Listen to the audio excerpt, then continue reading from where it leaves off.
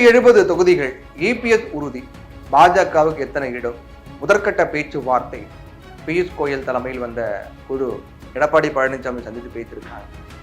இப்போ பாஜக 50, 60, 80, 100 அப்படின்லாம் பேசிட்டு இருக்கும்போது 23 தான். உங்களுக்கு வேணாம், எனக்கு வேணாம், 23 அப்படிங்கிற மாதிரி எடப்பாடி பழனிசாமி ரொம்ப உறுதியாக இருக்கிறதாகவும் 23 ஓகே பண்றேன் அப்படின்னு ஓகே பண்ணியிருக்கிறதாகவும் தகவல்லாம் வெளியாகி இருக்கு.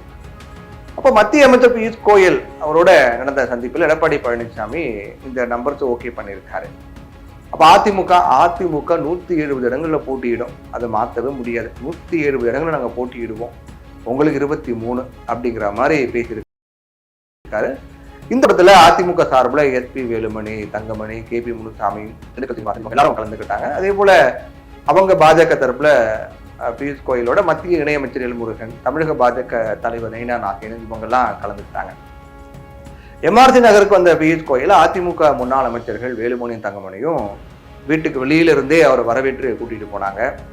தமிழ்நாடு தேர்தல் பொறுப்பாளராக கடந்த செப்டம்பரில் நியமிக்கப்பட்ட மக்களவை உறுப்பினர் பயன் பாண்டாவிற்கு பதிலாக பியூஷ் கோயல் இந்த பொறுப்பை ஏற்றுக்கிட்டார். அவர் அசாம் அனுப்பிட்டாங்க. இங்க பேச்சுவார்த்தை வேலைக்காளர்னு பியூஷ் கோயலை கொண்டு வந்துட்டாங்க. ஏன்னா இப்படிப்பட்ட நிலையை தான் எடப்பாடியோட சந்திச்சிருக்காரு பியூஷ் கோயல்.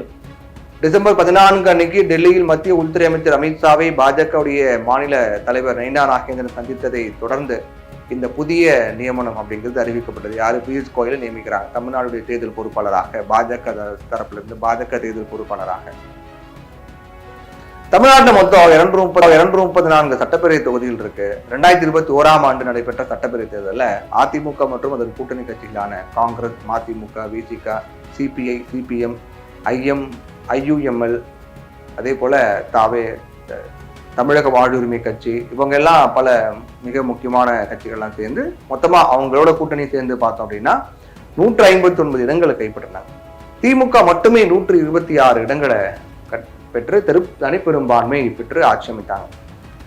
அந்த தேர்தலில் பாஜக என்ன பண்றாங்க? அவங்க போட்டிக்கிட்டு 20 தொகுதிகளை 4 இடங்கள்ல ஜெயிக்கிறாங்க. அதிமுகவுடனான கூட்டணியும் வேட்பாளர்களுடைய அந்த தொகுதி அந்த பிணைப்பும் 2001க்கு பிறகு பாஜக மீண்டும் மாநில சட்டசபையில காலடி பதிக்க உதவியது. 2001க்கு பிறகு இப்பதான். இப்ப 2024 மக்களவை தேர்தலில் எந்த கட்சியுடனும் கூட்டணி இல்லாமல் கூட பாஜக தனது வாக்கு சதவீதத்தை 2 இலக்க எண்களாக அதிகரிக்க முடிந்தது.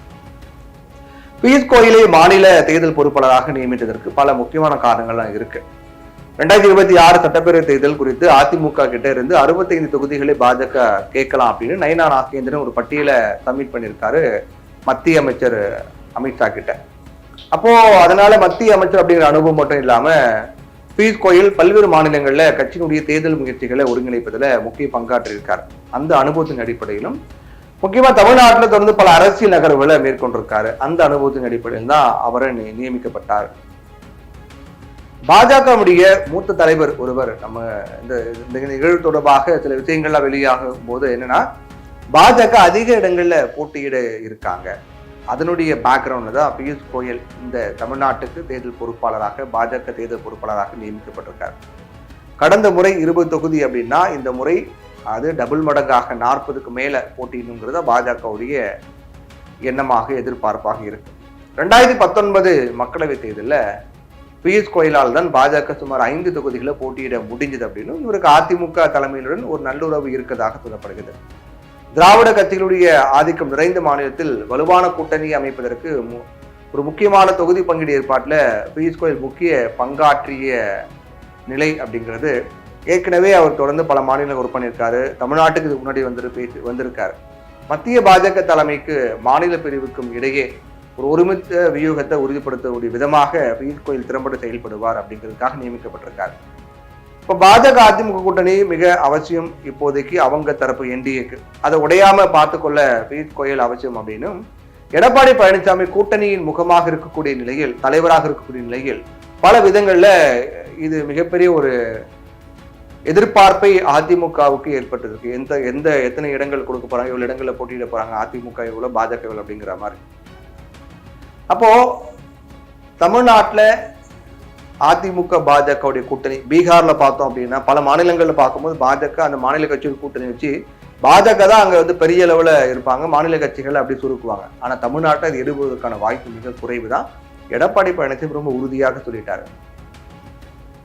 பாஜகவுக்கு 23 தொகுதிகள் ஒதுக்க அதிமுக ஒத்துக்கிட்டு இருக்காங்க. மத்திய அமைச்சர் பியூஷ் கோயலோடு நடந்த பேச்சுவார்த்தை, முதற்கட்ட பேச்சுவார்த்தை முடிஞ்சிருக்கூடிய நிலையில அதிமுக 170 தொகுதிகளை போட்டியிட முடிவு பண்ணிருக்காங்க. தேமுதிக வந்தாங்க அப்படின்னா அவங்களுக்கு ஒரு 6 தொகுதிகள் கொடுக்கலாம், பாமகவிற்கு 23 தொகுதிகள் கொடுக்கலாம் அப்படின்னும், தினகரன் வரக்கூடிய பட்சத்தில் அமமுகவிற்கு 3-6 தொகுதிகள் வழங்க அப்படின்னும், ஓபிஎஸ் வந்தாலும் அவருக்கும் ஒரு 6 தொகுதிகள் வழங்கப்படும், 3-6 தொகுதிகள் வழங்கப்படும் அப்படிங்கிற மாதிரிலாம் பேசப்பட்டிருக்கிறது.